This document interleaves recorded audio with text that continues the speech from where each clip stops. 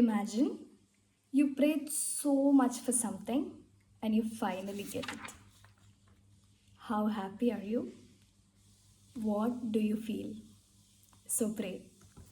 ഇത് ഞാൻ എപ്പോഴും എൻ്റെ ജേണലിൽ എഴുതി വെച്ചൊരു കാര്യമാണ്. അപ്പം ഐ ഹാവ് ദിസ് ഹാബിറ്റ് എനിക്ക് എൻ്റെ റബ്ബിൻ്റെ അടുത്തൊന്ന് കണക്റ്റഡ് ആവാൻ വേണ്ടിയിട്ട് എനിക്ക് പഠിച്ചവനോട് ചോദിക്കാനുള്ള എല്ലാ കാര്യങ്ങളും വെരി സ്മോൾ കാര്യങ്ങൾ വരെ ഞാനിങ്ങനെ എഴുതി വെക്കും. ഓക്കെ, സോ ദാറ്റ് എനിക്ക് ഒന്നും വിട്ട് പോകാണ്ട് എൻ്റെ റബ്ബിൻ്റെ അടുത്ത് അത് ചോദിക്കാമല്ലോ എന്നുള്ളതിൽ. അപ്പോൾ ഞാനിങ്ങനെ and every time I renew it, ഞാനിങ്ങനെ മുമ്പ് എഴുതിയതൊക്കെ എത്രത്തോളം നടന്നിക്കണമെന്നും ചെക്ക് ചെയ്യും. അങ്ങനെ ഞാനിങ്ങനെ ടേൺ ചെയ്ത് ലാസ്റ്റ് റമദാൻ്റെ സമയത്തൊക്കെ ഞാൻ എഴുതിയതൊക്കെ ഇങ്ങനെ വായിക്കാനും. അപ്പോൾ last Ramadan was very sad to me. I was very lonely. ആദ്യമായിട്ട് വീട്ടിൽ നിന്ന് നിൽക്കുന്ന ഒരു റമദാൻ.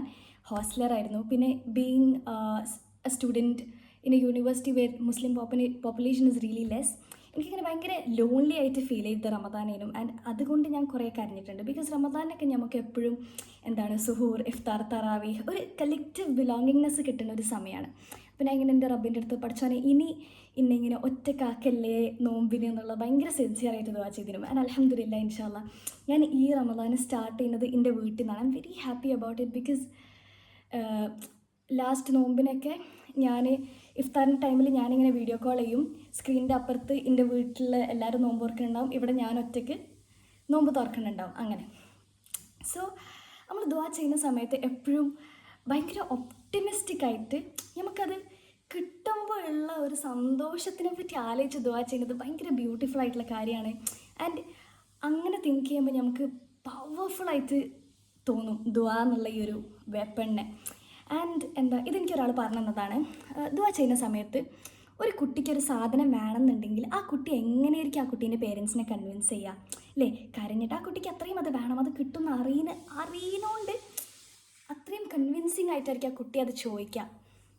ആൻഡ് അതുപോലെ വേണം നമ്മൾ ദുആ ചെയ്യാൻ വേണ്ടിയിട്ട്. ആൻഡ് ഇപ്പോൾ ആ കുട്ടി ചോദിക്കുന്നത് ഒരു കത്തിയാണെന്നുണ്ടെങ്കിൽ ആ പേരൻറ്റ് കൊടുക്കില്ല. കാരണം ആ പേരൻറ്റിന് അറിയാം കത്തി എത്രത്തോളം ഡേഞ്ചറാണ് കുട്ടിക്ക് എന്നുള്ളത്.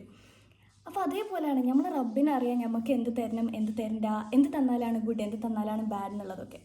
അപ്പോൾ ഞാൻ പറഞ്ഞു വന്നത് എന്താണെന്ന് വെച്ചാൽ, നിങ്ങൾ ദുആ ചെയ്യുന്ന സമയത്ത് നിങ്ങൾ കൺസിസ്റ്റൻ്റായി എപ്പോഴും ദുആ ചെയ്ത് ആ ഒരു നിങ്ങൾ ചോദിച്ച സാധനം റബ്ബ് നിങ്ങൾക്ക് തരുമ്പോൾ ഉണ്ടാവുന്ന ഒരു ഹാപ്പിനെസ് ഇല്ലേ, ആ സന്തോഷം ആലോചിച്ചിട്ട് നിങ്ങൾ ചോദിക്കുക. ആ സന്തോഷം ആലോചിക്കുമ്പോൾ നമുക്ക് ചോദിക്കാണ്ടിരിക്കാൻ തോന്നില്ല.